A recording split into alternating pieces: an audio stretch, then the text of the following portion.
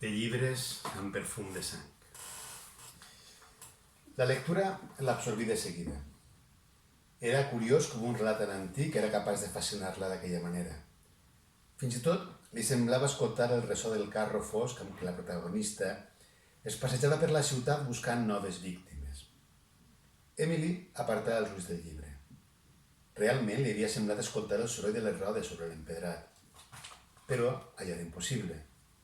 Des de l'àtic del barri més luxós de Manchester i amb parets amb aïllament acústic, no es podia sentir res que no vinguera de dins de la casa. I menys encara, un carro estirat per cavalls. Somrigué lleument per haver tingut aquella idea absurda i tornar a la lectura. La dama noble i preciosa, elegant com la mateixa Emily Hunter quan tenia sessió de govern i amb uns cabells llargs i negres com la nit més fosca i luxuriosa, s'acostava a la víctima amb intencions malèvoles. Emily apartà la mirada del llibre una altra vegada. Li havia semblat escoltar una remor de passes. S'alarmà i pensà que potser algun lladre rondava la casa.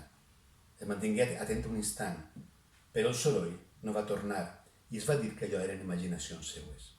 A més, recordava perfectament haver engegat l'alarma en el moment en què havia entrat a casa, de manera que qualsevol intent d'accedir-hi seria ràpidament detectat.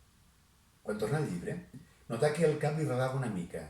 Potser havia begut massa vi en el sopar amb la periodista. Mirà l'hora. S'havia fet realment tard i eren les 2 de la matinada. Es tragué les ulleres i es feu un lleu massatge sobre els ulls. Estava cansada.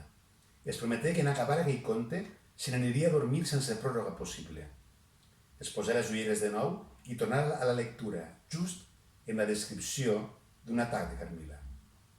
Els ulls feroces i misteriosos de la vampira buscaven la pell blanca d'una nova víctima per extreure-li la sang, quan un moviment al seu davant va sobresaltar Emily i va fer que el llibre li caiguera de les mans. El cor li feu un salt. No estava sola.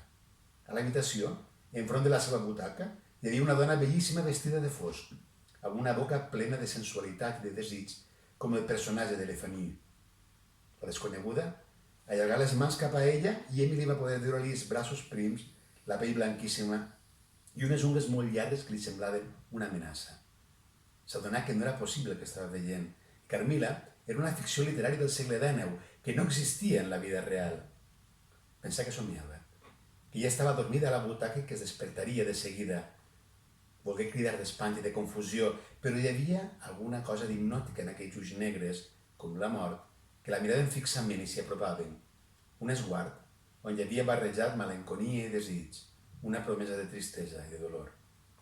La dama fosca feu un nou pas cap a ella i Emily pensà que hauria de cridar ja, que hauria de llançar-hi algun objecte i demanar ajuda, defensar-se d'aquella invasora que l'atacava en la seva pròpia casa.